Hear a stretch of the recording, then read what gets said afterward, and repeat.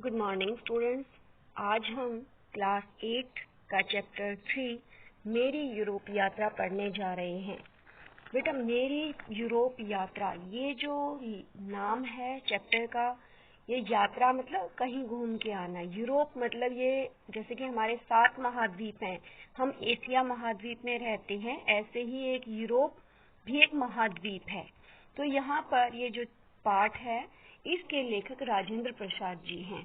तो राजेंद्र प्रसाद जी ने अपनी यूरोप में जो यात्रा की, उन्होंने यूरोप की जो यात्रा की, उसके बारे में इस पाठ के माध्यम से हमें बताया है कि उस समय उन्होंने कहाँ कहाँ वो गए, क्या क्या उन्होंने देखा और कैसा वो दूसरी जगह, दूसरे देश में जाते समय या दूसरे महाद्वीप पर जाते समय वो कैसा महसूस कर रहे थे, वहाँ कैसे लोगों से वो मिले, वो सब उन्होंने इस पाठ के माध्यम से हमें बताया है। तो इसको पढ़ने से पहले मैं आपको बता देती हूँ कि राजेंद्र प्रसाद हमारे देश के प्रथम राष्ट्रपति थे। वो बड़े ही स्वतंत्रता सेनानी भी थे, यानी कि जो उन्होंने जो भी है ना, अपने जीवन काल में कांग्रेस, जो हमारी राजनीति में एक पार्टी है, तो कांग्रेस पार्टी के वो लीडर के रूप में भी उन्होंने बहुत सारे कार्य किए थे। कांग्रेस में वो शामिल थे, तो देश की आजादी के लिए उन्होंने बहुत प्रयत्न किया था। तो अब यहाँ हम राजेंद्र प्रसाद का जीवन परिचय पढ़ेंगे। बेटा, ये आपकी पुस्तक का 29 पेज पर है। और बेटा, मैं आपको एक बात बता देती हूँ कि जब भी आप इस पाठ को पढ़ना शुरू करते हो, उससे पहले आपको इसके शब्दार्थ अच्छे से याद होने चाहिए। अब हम चैप्टर का पेज नंबर 29 पे का लेखक परिचय पढ़ रहे हैं। बेटा, इस पाठ को पढ़ने से पहले आप अपनी पुस्तक अपने सामने ओपन कर लेंगे। डॉक्टर राजेंद्र प्रसाद का जन्म 3 दिसंबर 1884 ईस्वी को हुआ। इन्होंने कलकत्ता विश्वविद्यालय में बीए तथा एमए की परीक्षा उत्तीर्ण की। सन 1920 ईस्वी में वकालत छोड़कर आप असहयोग आंदोलन में कूद पड़े। 1952 ईस्वी से 1957 ईस्वी तक भारत गणराज्य के प्रथम राष्ट्रपति की हैसियत से भारत के राष्ट्रपति पद को सुशोभित किया। इन्होंने कई पुस्तकें लिखी, जिनमें आत्मकथा, चंपारण सत्याग्रह, इंडिया डिवाइडेड, बापू के कदमों में आदि प्रमुख हैं। इनका निधन 28 फरवरी 1963 को हुआ। ठीक है बेटा, आप इसको अच्छे से पढ़ेंगे। अब हम पाठ पढ़ने जा रहे हैं कि यहाँ पर उन्होंने इस अपना जो पाठ लिखा है, मेरी यूरोप यात्रा, यानी कि यूरोप के समय उन्होंने कैसी उनकी यात्रा रही, कैसे उनका एक्सपीरियंस रहा, वो उन्होंने इस पाठ के माध्यम से हमें बताना चाहा है।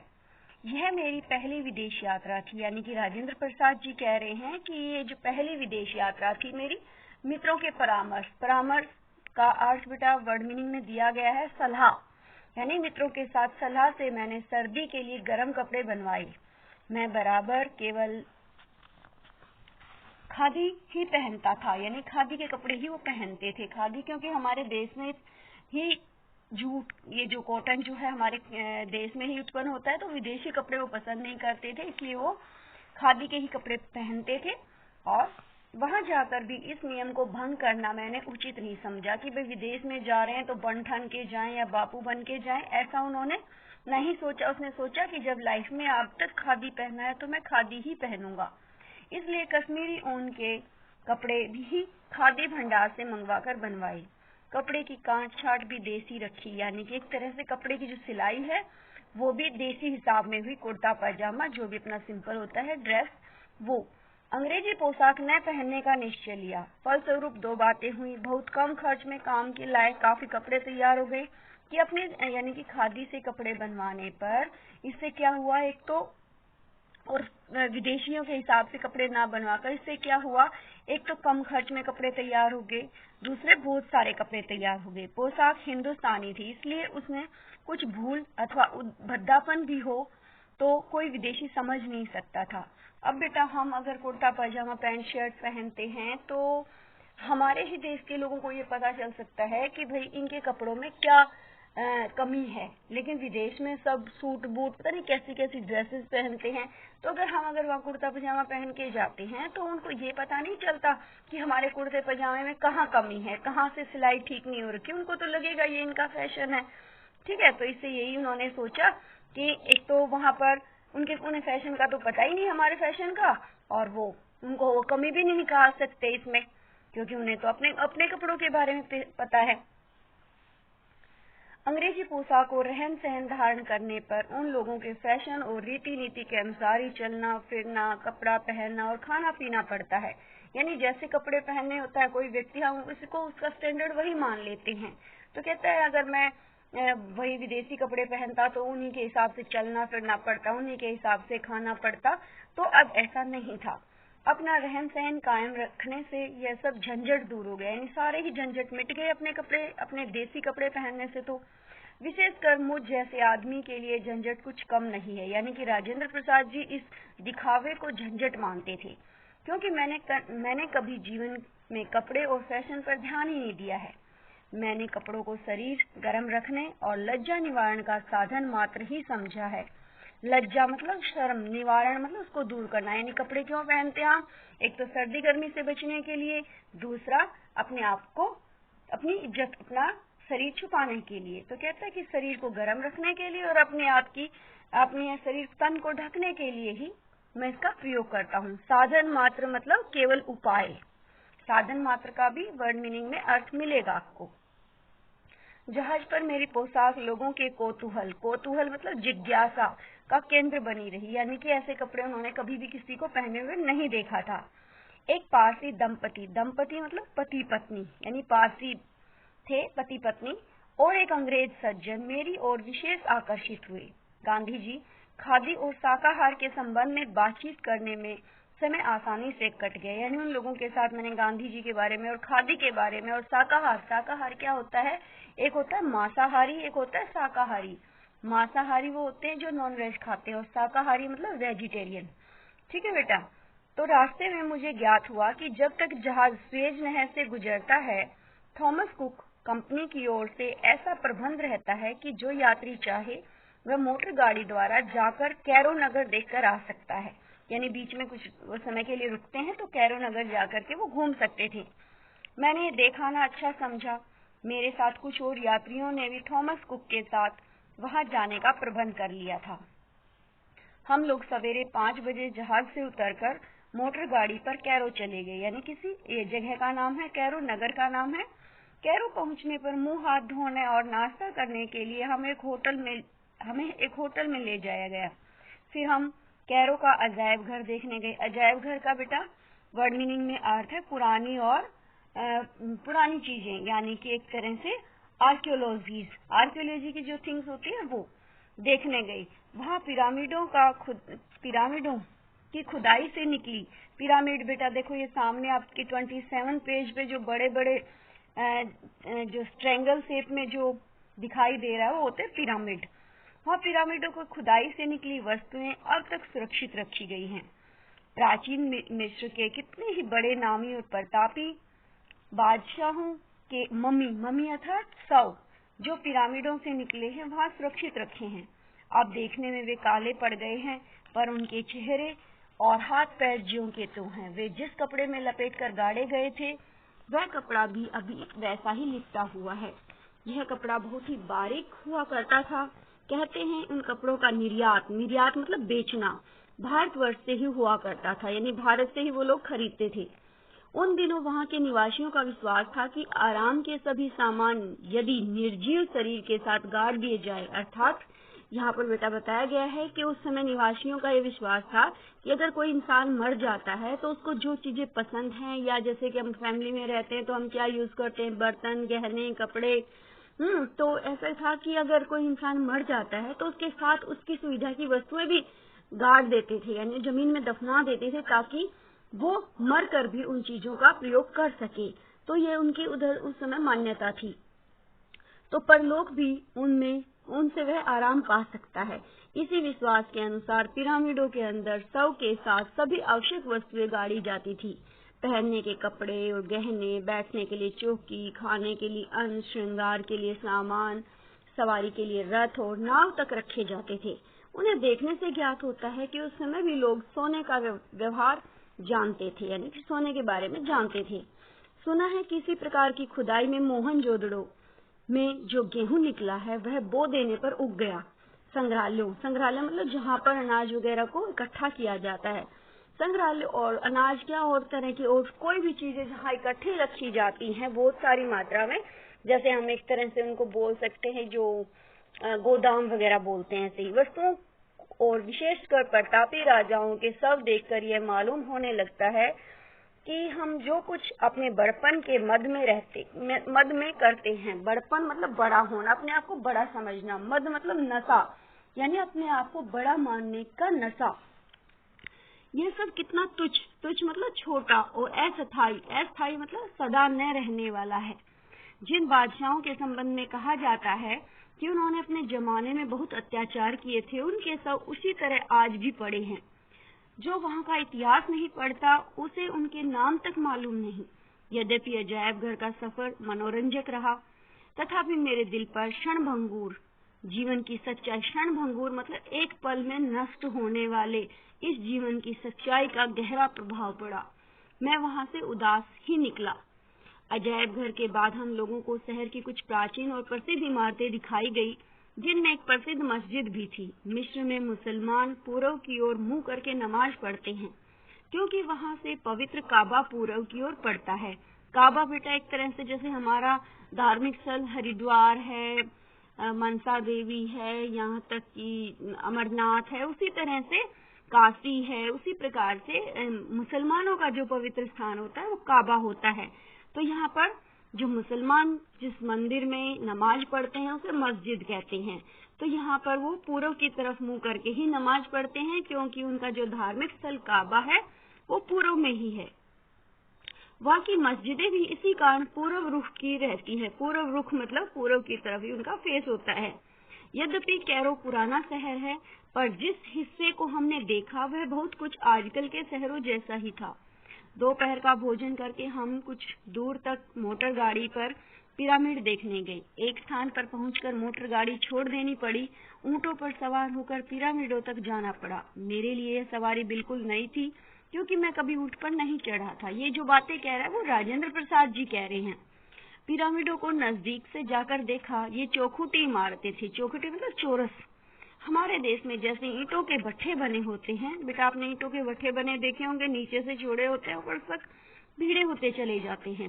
वैसे ही ये पत्थरों के बहुत बड़े बड़े चौरस टुकड़ों से बने हैं। भट्ठे की तरह ही नीचे की चौड़ाई ज्यादा है, जो ऊपर की ओर कम होती गई है।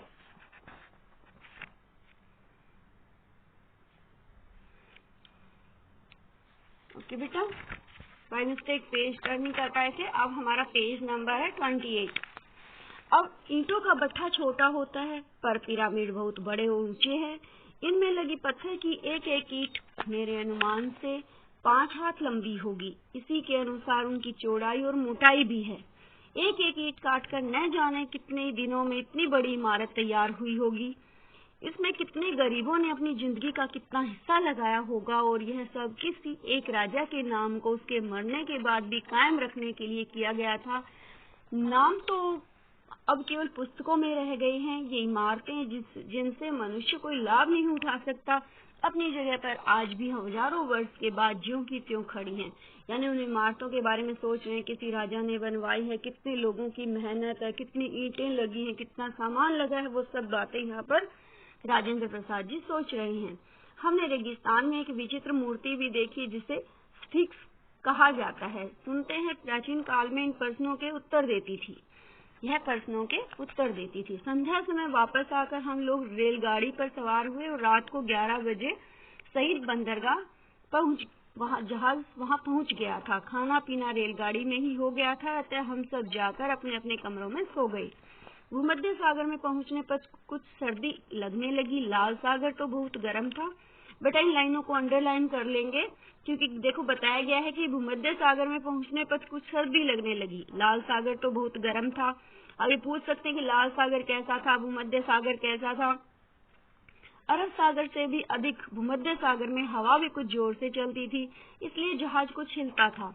इटली के निकटवर्ती सिसिली टापू के पास होकर जब जहाज गुजरा तो वहां का शहर कुछ दूर से देखने में आया।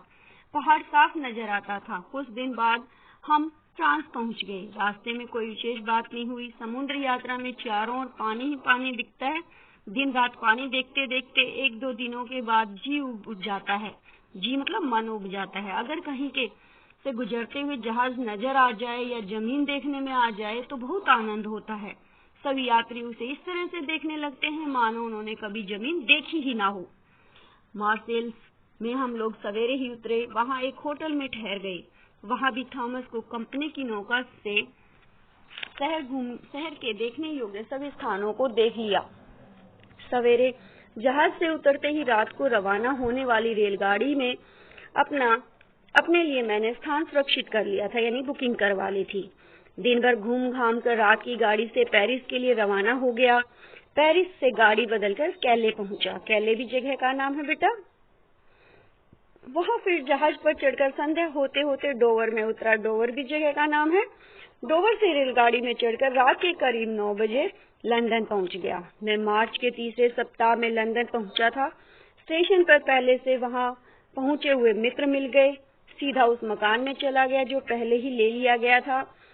वह गोल्डर्स ग्रीन में था। ये जगह का नाम है, यानी कि लंदन में एक जगह का नाम है ये। हम लोग कुछ दिनों तक वहां ठहरे। मैं लंदन एक मुकदमे के सिलसिले में गया था। मुकदमे में छुट्टी पाकर मैं स्विट्जरलैंड गया। मेरी बहुत इच्छा थी कि मैं रोमारोला से मिलूं। अब बेटा आपको पता होना चाहिए रोमारोला क्या है। रोमारोला एक फ्रांसीसी लेखक था भाई। फ्रांस का, जैसे हमारे भारतीय लेखक होते हैं हरिवंश राय जी, प्रेमचंद जी, महादेवी वर्मा, वैसे ही रोमारोला भी फ्रांस के एक लेखक थे और उन्हें नोबेल पुरस्कार मिला हुआ था। तो ये जो राजेंद्र प्रसाद जी हैं रोमारोला से मिलना चाहते थे। ये एक ही व्यक्ति है रोमारोला, पर उनके घर पहुंचने पर ज्ञात हुआ कि वे गर्मी के कारण काटरगिरी पहाड़ पर गए हैं। मैं वहां चला गया। रास्ता सुंदर था। रेलगाड़ी ऊंचे पहाड़ पर आहिस्ता आहिस्ता चढ़ती गई। 2 दिनों तक वहां रहा। वहां रोमारोला से हमारी बातचीत भी हुई। कठिनाई यह हुई कि मैं फ्रांसीसी नहीं जानता था, क्योंकि रोमारोला तो फ्रांसीसी भाषा बोलते थे और वे अंग्रेजी नहीं जानते थे। तो इसलिए एक दुभाषी की सहायता लेनी पड़ी। दुभाषिया होता है दो भाषाओं को जानने वाला, ट्रांसलेटर जिसको बोलते हैं, कि मान लो कोई ऐसा व्यक्ति जिसको फ्रांसीसी भी आती हो और इंग्लिश भी आती हो, तो राजेंद्र प्रसाद जी की बातें उसको रोमारोला को समझा देता, रोमारोला की कही हुई बातों को राजेंद्र प्रसाद को समझा देता। तो वो बीच में फोन का कार्य कर रहा था, ट्रांसलेटर का कार्य कर रहा था। Okay, next page. वहां से चलकर मैंने वर्नेवेल, न्यूटाटेल, लोसान और जेनेवा शहरों को देखा। न्यूटाटेल में एक आश्चर्यजनक घटना हुई। मैं वहां बाजार में घूम रहा था। एक दुकान में हाथ के बुने कपड़े देखने लगा। दुकानदार जो थी वो महिला थी। उसने मेरे कपड़ों को देखा और समझ लिया कि मैं हिंदुस्तानी हूँ। तो क्या हुआ, उस महिला ने गांधी जी के बारे में बताया कि हिंदुस्तानी गांधी जी भी हैं।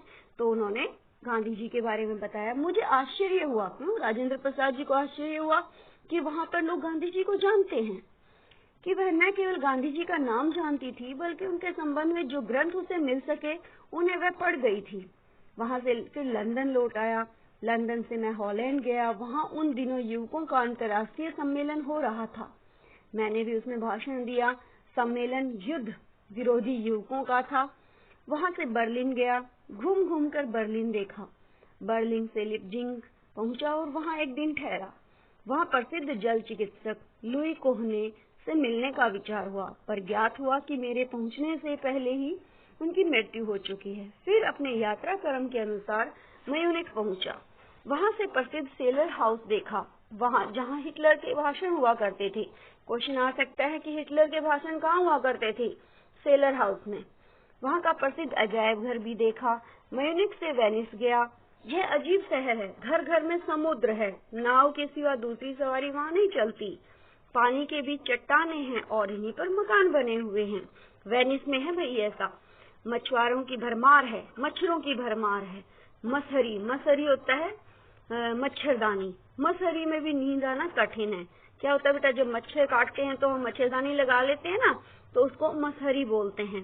तो कहते हैं मसहरी में भी शांति नहीं थी, मच्छर उसमें घुस के काट रहे थे। वेनिस से रोम पहुंचा। वहां के सभी प्रसिद्ध स्थान देखकर मॉर्सेल्स के लिए रवाना हुआ। मॉर्सेल्स से मुल्तान जहाज पर सवार हुआ और मुंबई आ उतरा। यानी कि डॉक्टर राजेंद्र प्रसाद, यानी कि इसके जो लेखक हैं मेरी यूरोप यात्रा। राजेंद्र प्रसाद जी लेखक हैं और राजेंद्र प्रसाद ने जो यूरोप में जब वो गए थे तो वह उस यात्रा का वर्णन उन्होंने पाठ के माध्यम से हमें शेयर किया है, हमसे साझा किया है। वो हमें बताना चाह रहे हैं कि किस किस देश में क्या क्या था, कैसे कैसे उन द्वीपों पर लोग रहते हैं, क्या क्या समस्याएं हैं, जहाज में जाते हैं तो कैसा लगता है। वो सब बातें उन्होंने अपने इस पाठ के माध्यम से हमें समझाई है। बेटा आप इस पाठ को अच्छे से 2-3 बार पढ़ना, डिफिकल्ट जो वर्ड हैं उनको लिखने की कोशिश करना, बोलने की कोशिश करना। ओके, आशा है समझ चुके होंगे।